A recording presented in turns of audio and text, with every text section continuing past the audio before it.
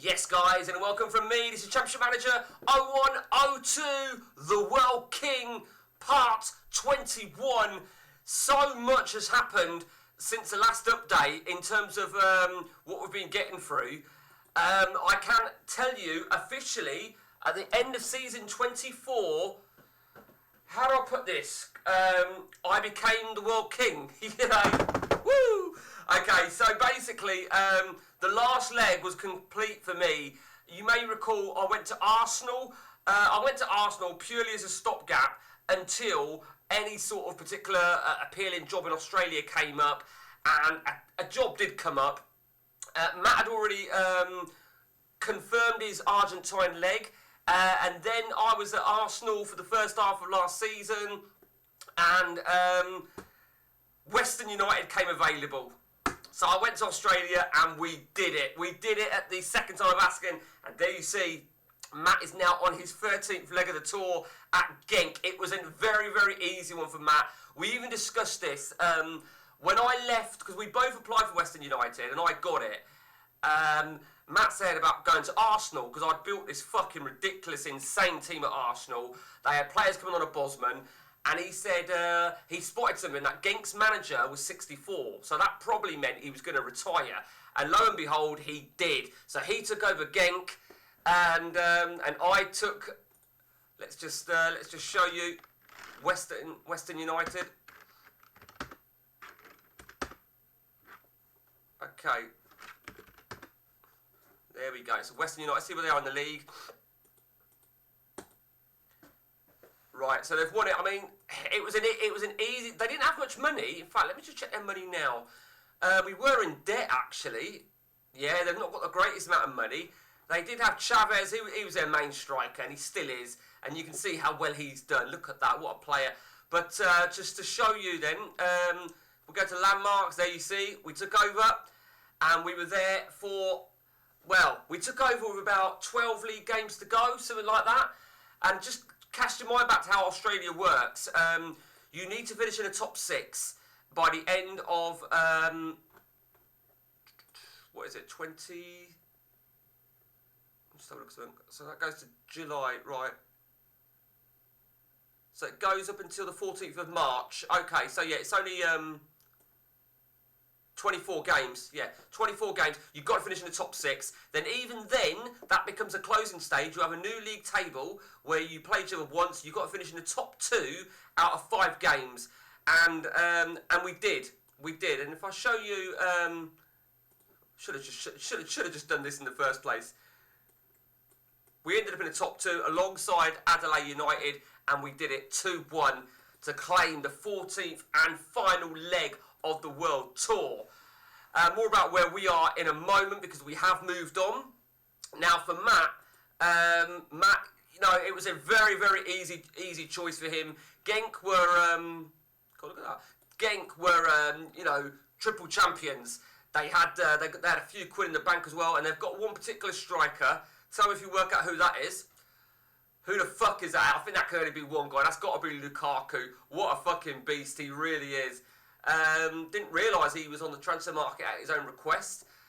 But Matt, it's an easy title for Matt. It'll be an easy leg, and then he needs to get to Australia, which ain't going to be easy. It really isn't going to be easy. So he's looking good. He has been knocked out of the Champions League, and he is in the Europa League.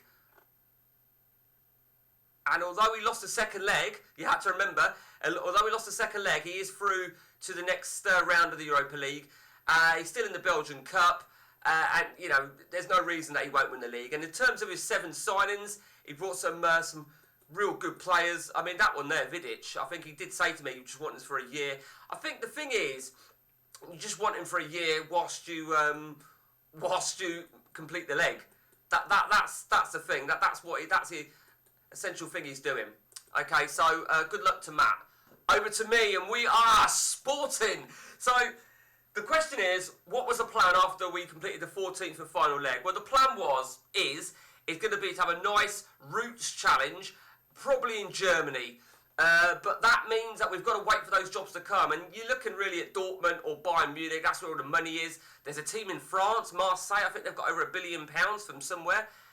But then this job came up, Sporting, and Sporting came up with a lot of money, an awful lot of money, because there you see how much we've got in the bank, 474, and that's not included, of course, in the money that we spent.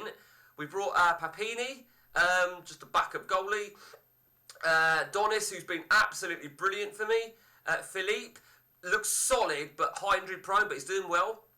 Diaye, has not really done that great, has he? It's been a bit disappointing. Flanagan, we've got two NDIs, and Simic, and this is where we're at. I mean, we're halfway through. We've got the perfect start, but we're only 6 points clear of Porto. Porto, of course, are the team to beat. Let me remind you that when I did the Portugal leg before, it was with Porto. Then Matt took it with Porto.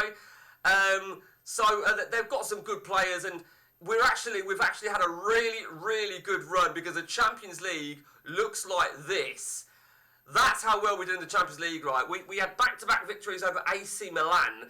2-0 at AC Milan, was very, very happy, and shockingly, Milan got knocked out. Be funny if they end up playing Matt in the Europa League. But the second phase of the Champions League, we've had an absolute phenomenal start. There you see a victory at Bayern Munich and a victory at home to Arsenal, and now back-to-back game against Alaves when it resumes. So really, really happy. You could say, I'm talking about roots, really. We've got a really good squad. We've got a great squad here at Sporting. So do we need to leave anytime soon? We're certainly under no pressure. Was a bit angry at that, He was already unhappy when I joined here, and then he wouldn't sign a new deal, and look how well he's done for me, but he's going to be leaving, fucking prick. But we have actually got a whole load of players arriving on a Bosman. We're likely to pull out of some of these. We've got 6 players arriving. Ben Baker, well, he's a forward. He's going to be the replacement. High injury prone, but I think you can manage it. Look at that. We'll look at that for a player. What a great player. Dan Oliver from Liverpool.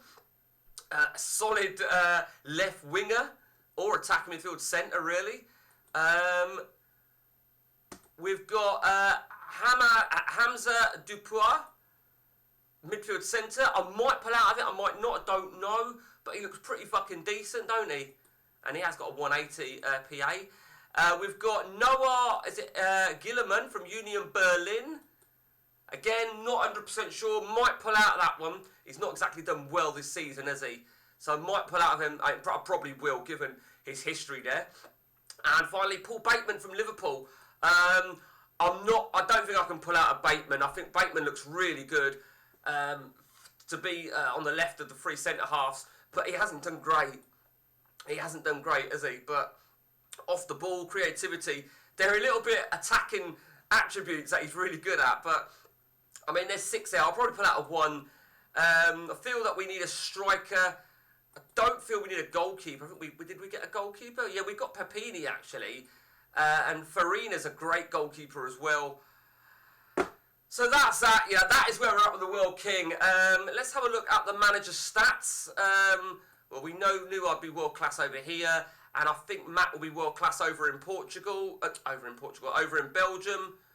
But more importantly, the overall, we're both still world class. And I think Matt staying in the Europa League is massive. It's absolutely massive. Let me take a look now then. This will be interesting. I really need to look at this. The coefficients of Portugal. The reason I want to look at this, right, is because Porto won the Champions League not too long ago. Last season, I think it was, actually. So they should have a higher rep. I mean, they've got a higher rep than Holland and Belgium. Or Belgium. It'd be great to see one of these lower-ranked nations climb up. That could be quite challenging, to be honest with you. Let's just check Porto a minute. Let's go back a season. I think it might have been last season. It was last season. They beat Arsenal 5-2. So, what's next then? We'll see. We will see. Nothing can be ruled out. It really isn't. I think there's a few things that I would say won't happen, if the truth be told. I've got myself a new sort of challenge until we get roots. And that's going to be to do it for a second time in Portugal, with a second team, which is what we're on at the moment with Sporting. We did it with Porto, we do it with Sporting. Now, we've actually already achieved that in Scotland with Celtic and Rangers, so unlikely we're going to go there. You never know, might go to PSV or Feyenoord over here, might go to Inter Milan over here.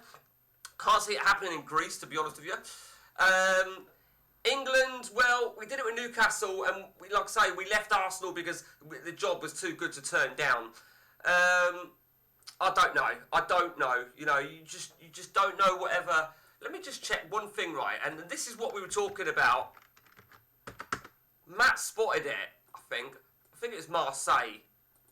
Where the fuck does 1.78 billion, that's more than Dortmund, Marseille, I mean, what the fuck is that all about? That is absolutely insane.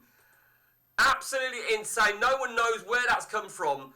Now that, you know, now let me just show you something, right. That team that qualified in the Champions League with me, we'll call them Goal, look at their stadium. How the fuck does a team with a 4,475 total stadium, awful facilities, get to the second phase of the Champions League is beyond me. Crazy, absolute crazy. So, that's the World King, guys. Needed to keep you updated because it's all happening. Till next time from me, take it easy.